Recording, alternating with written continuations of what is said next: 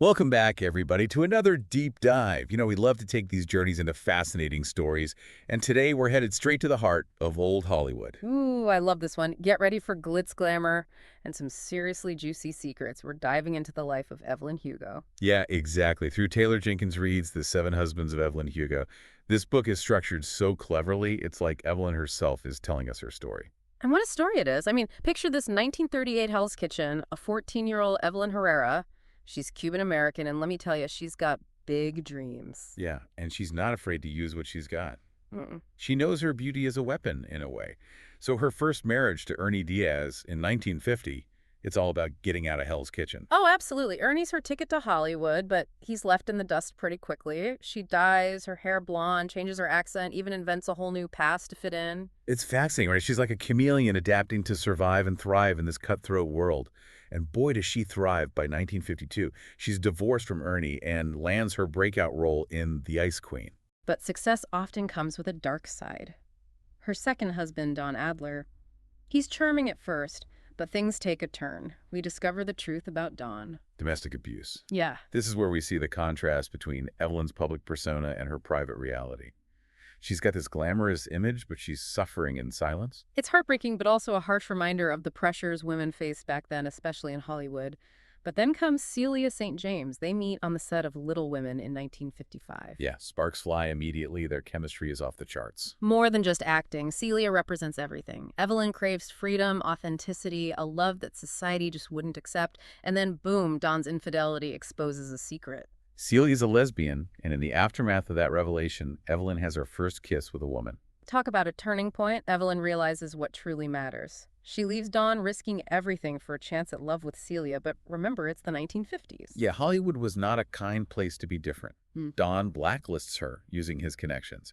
Her career is in jeopardy. Desperate times call for desperate measures, and Evelyn pulls off a doozy. She marries Mick Riva, a rock star, a total whirlwind marriage in 1956. 6 months later, they divorce, but the scandal overshadows the rumors about her and Celia. It's a brilliant PR move. Evelyn gets back on track and ends up starring in Anna Karenina alongside Rex North in 1959. Husband number four, Rex of the marriage, is purely strategic to solidify her comeback. And it works, but her life becomes this constant balancing act between ambition and hidden love. It's almost like she's living a double life, and in the midst of all this chaos, enters Harry Cameron. He's different.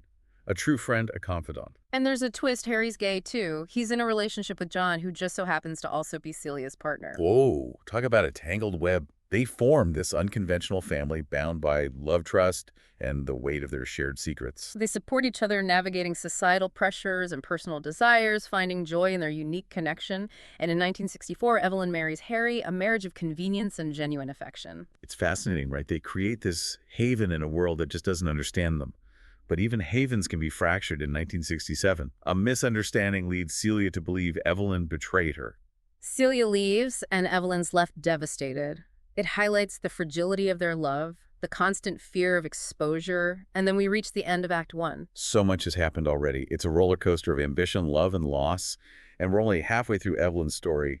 Buckle up, folks, because there's so much more to uncover. Act Two opens with a real tragedy in 1972. John, Harry's partner and Celia's lover, dies from cancer. It's a devastating loss that draws Evelyn and Harry even closer.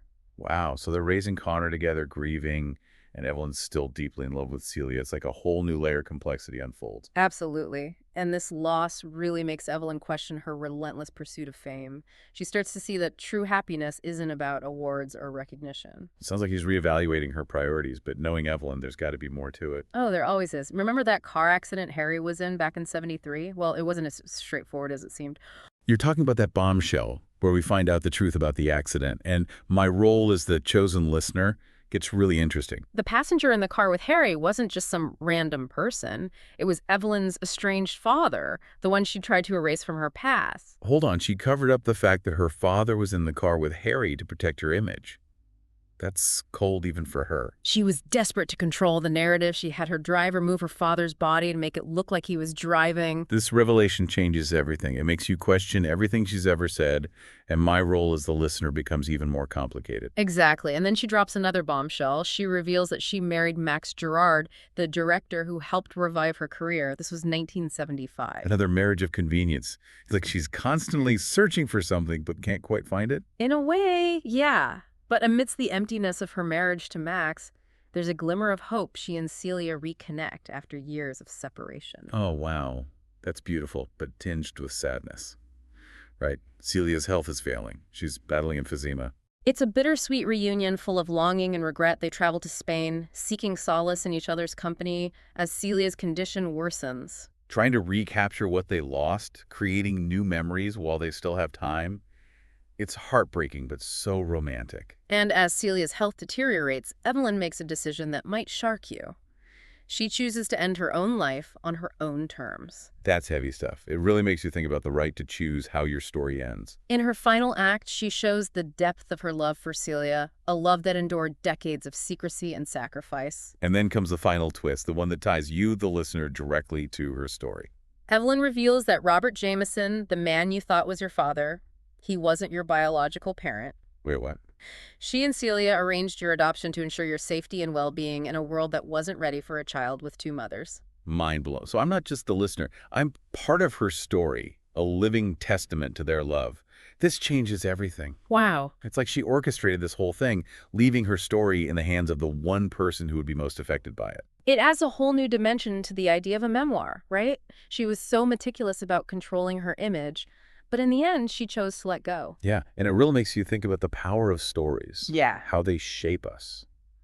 Evelyn's story, it's not just about Hollywood. It's about resilience, the complexities of love and the choices we make. And it's especially powerful considering the time period. Remember all that stuff about the Hays Code and the Lavender Scare? Oh, yeah, their relationship, their very existence. Yeah. It was a direct challenge to the norms of their era. Exactly. They had to fight for their love, create a space for themselves in a world that wasn't ready for them. It makes their story even more impactful knowing the risks and sacrifices they made. Absolutely, and it still resonates today, right? We're still dealing with issues of representation, equality, and the freedom to love who you love. Evelyn sharing her truth, even with the potential for judgment, it's a powerful act of defiance, a reminder that our stories matter. And by choosing you as the keeper of her story, she's passing the torch and trusting you to carry her legacy forward. It's a lot to process, but also an incredible honor. So what are your thoughts after diving into Evelyn Hugo's world? What stands out to you? I mean, we've gone through the highs and lows of her 7 marriages, the intricacies of her relationship with Celia, the lengths she went to protect herself and her loved ones.